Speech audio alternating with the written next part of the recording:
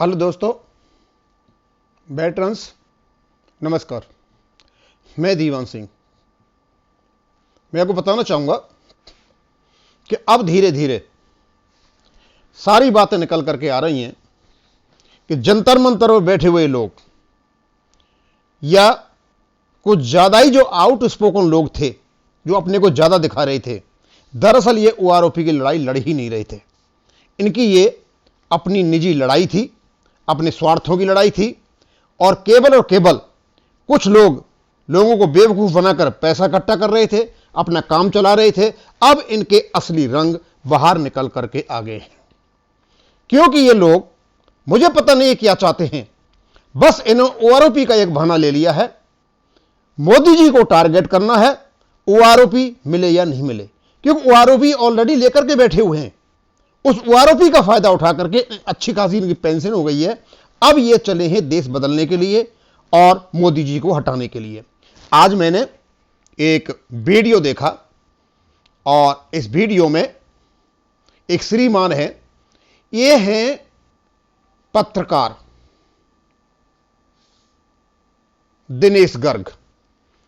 ये जंतर मंतर पर कभी हुआ करते थे और भी काफी पत्रकार थे। अब क्यों थे वो तो अनुशासन के और चरित्र के और सभ्य व्यक्ति थे, छोड़ के चले गए। ये व्यक्ति यहां पर टिका हुआ है। मैंने किसी से पूछा कि भाई ये पत्रकार यहां क्यों टिका हुआ है कि ये सुबह से लेकर शाम तक ये एक्स सर्विसमैन को बरगलाता है, कोई ऐसे आदमी पकड़ करके लाता है जो देश के खिलाफ बोले, जो सरकार के खिलाफ बोले और हमारी इमेज खराब हो। तो मेरे को किसी ने बताया कि साहब ये केवल इंटरव्यू दिलाने के 500 रुपए लेता है और अपने चैनल से लोगों को दिखाता। अच्छा, मैंने कहा ये बात है। तो आज इन्होंने पकड़ा ये सूबेदार वीर सिंह साहब को। इस सूबेदार वीर सिंह साहब का इंटरव्यू देखा मैंने इनके साथ, तो मुझे गुस्सा तो बहुत आया। और ये वही सूबेदार वीर सिंह साहब हैं जब इनको कपिल गाली दे रहा था और ऐसी ऐसी गाली दी, उसके बाद भी शायद व्यक्ति को शर्म नहीं आई। मैं हो सकता है कपिल की गलती हो, लेकिन असली रूप इस व्यक्ति का अब सामने आ रहा है। और क्योंकि इसको बहुत ज्यादा कीड़ा लगा हुआ है राजनीति में जाने का और पता नहीं एमपी एमएलए बनने का या प्रधानमंत्री बनने का। लेकिन मेरे को किसी ने हरियाणा से बताया था कि जहां के रहने वाले हैं, इनके पिताजी कहीं सरपंची पर खड़े हुए थे, उस गांव में इनको केवल वोट मिले थे 72। हमको पता है कि फौजियों की कितनी बहुत बड़ी वैल्यू है, फौजियों के नाम पे गांव में। हाँ, आदमी किसी व्यक्तिगत वैल्यू हो, उसके परिवार की वैल्यू हो, वहां कोई फौजी हो तो उसकी वैल्यू होती है, लेकिन जिसकी कोई वैल्यू नहीं होती है उसकी कोई नहीं होती है। तो आज ये जो श्रीमान पत्रकार हैं, बड़े प्यारे तरीके से हमारे श्रीमान जी को धर दबोचा और इनने सोचा पता नहीं मैं कौन सा बड़ा आदमी होगा। ये 28 लाख सैनिकों को, 28 लाख नहीं है सैनिक, हमारे 30 लाख से ऊपर हैं, उनको ये समझते हैं कि उनके ये लीडर हैं, जबकि इनको अपने ही गांव में, अपने ही स्टेट हरियाणा में कोई इनको बूझता तक नहीं है। अब इस चुनाव की बात करते हैं कि ये कहता है पत्रकार 2024 में चुनाव है, भारत की अर्थव्यवस्था डगमगा चुकी है। अरे इडियट किस्म के पत्रकार, तेरे को किसने पत्रकार बना दिया? तुझे पता होना चाहिए कि भारत की अर्थव्यवस्था विश्व में 5वें नंबर पर चली हुई है और भारत जिस आर्थिक मजबूती से आगे बढ़ रहा है, उस समय जैसा ही तो ऐसा ही हो गया जैसे तुम्हारे जो नेता कह रहे थे कि सारे मोबाइल फोन जो है विदेशों से बन करके आते हैं। उनको यही पता नहीं है कि आज इंडिया दूसरे नंबर पर मोबाइल बनाने वाला देश है। ये तुम्हारा उसी प्रकार का नॉलेज है। और कई महीनों से जवान सड़कों पर बैठे हैं, पहले किसान बैठे थे, किसान, जवान, युवा सब सड़कों पर आ गए। ये पूछ रहा है इनसे, प्रधानमंत्री जी कहते हैं कि सबसे ज्यादा, आप बता रहे हैं कि ये कह रहे हैं प्रधानमंत्री जगह जगह जा रहे हैं, रक्षा मंत्री जा रहे हैं, बोला सबसे ज्यादा जवानों का हमने भला किया। हां किया है, प्रधानमंत्री मोदी जी ने ही किया है। 35 साल से जो ओआरओपी नहीं मिल रही थी उसको प्रधानमंत्री मोदी जी ने ही दिया है। यदि मोदी जी 2014 में नहीं आते तो ओआरओपी नहीं मिलनी थी, और मिलनी थी तो आपको केवल 1300 करोड़ रुपए मिलने थे जो पार्लियामेंट ने सैंक्शन किए थे। यह मोदी जी की हिम्मत थी जो ओआरओपी दी है। यदि विसंगतियों के साथ उसको लागू किया गया है तो इसमें मोदी जी की गलती नहीं है। और अब इनको चढ़ाया कि भाई चौहान साहब आप तो बहुत बड़े क्रांतिकारी वक्ता हो। तो चौहान साहब भी चढ़ गए, बोले आपको बहुत बहुत धन्यवाद, आपने हमको समय दिया हमारी बात जवानों तक पहुंचाने के लिए, देशवासियों तक पहुंचाने के लिए।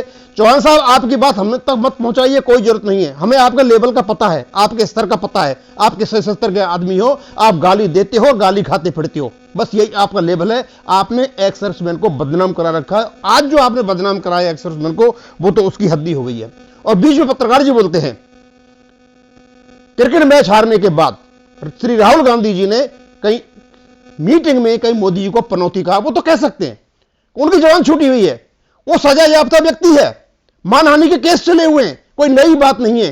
तो आप ये पनौती जो वर्ड कहा है, तो आप उसको कैसे देखते हो? तो ए श्रीमान जी चौहान साहब कहते हैं कि देश के लोग कोई बात कहते हैं तो सही होगी।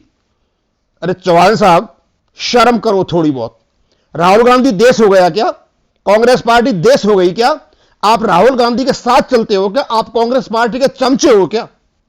ये देश ने कहा है कि मोदी पनौती है। देश के जो लोग नाम निकालते हैं वह सच होती होगी, मतलब वो मानते हैं कि मोदी पनौती है। ये हमारे चौहान साहब मानते हैं, तो वो शर्म आनी चाहिए। तुम एक सर्विसमैन हो, एक एक्स सर्विसमैन इस प्रकार की बात करेगा तो इसका मतलब वो सारे एक्स सर्विसमैन का प्रतिनिधित्व करता है। लेकिन हम आपकी बात से बिल्कुल सहमत नहीं है। ये गंदी और असभ्य और नीच हरकत जो आपने की है, मोदी जी को पनौती कह करके, आपको शर्म आनी चाहिए। शर्म नहीं है आपको बिल्कुल भी। और मुझे नहीं लगता आपने फौज में नौकरी की है, आपने फौज में नौकरी की ही नहीं है।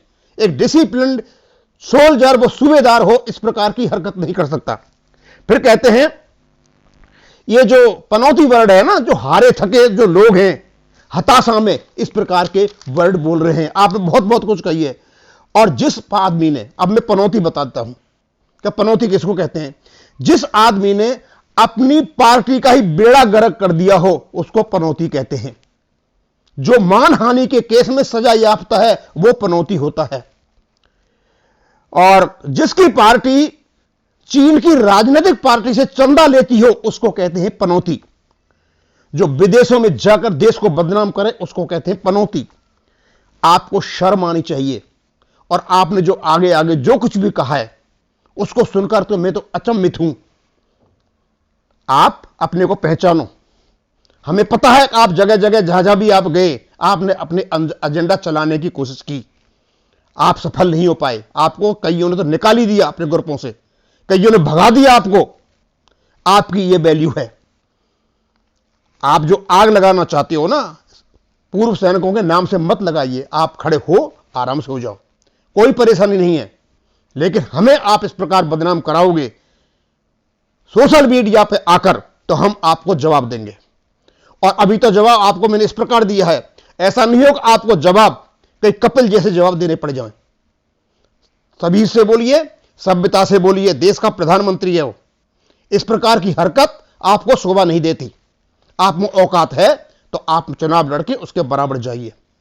और रही मोदी जी की बात, किया ही क्या है देश के लिए। देश में से 370-35 आपने हटाया था क्या? 3 तलाक आपने हटाया था क्या? राम मंदिर आपने बनवाया था क्या? देश की जो सुदृढ़ स्थिति चली हुई है आपने की है क्या? अर्थव्यवस्था अच्छी चली आपने की है क्या? जवानों को 45 साल से ओआरओपी नहीं मिल रही थी, वो मोदी जी ने आपने दी है क्या? चाइना से लोग डरते थे, जब चाइना आता था पीछे को भागते थे, तो क्या वो हिम्मत जवानों को आपने दी है क्या? और पनौती किसको कहते हैं? तो इसका मतलब यह हो गया कि 1962 में हम चाइना से जो युद्ध हार गए थे, तो उस समय का जो प्रधानमंत्री था वो पनौती था क्या? और भी जितनी हार हुई है कहीं भी और जिसके काल में हुई है, पनौती है क्या? पाकिस्तान को घर में जाकर के हमारी सेना मारती है, और सेना में आज जो उमंग है, जो उत्साह है अपने काम करने की, उसको पनौती कहते हो क्या? चौहान साहब थोड़ा शर्म कीजिए, रह गई हो, अदरवाइज मैं खोल खोल के रख दूंगा सारी बातें आपकी। ये आपको अच्छा नहीं लगता?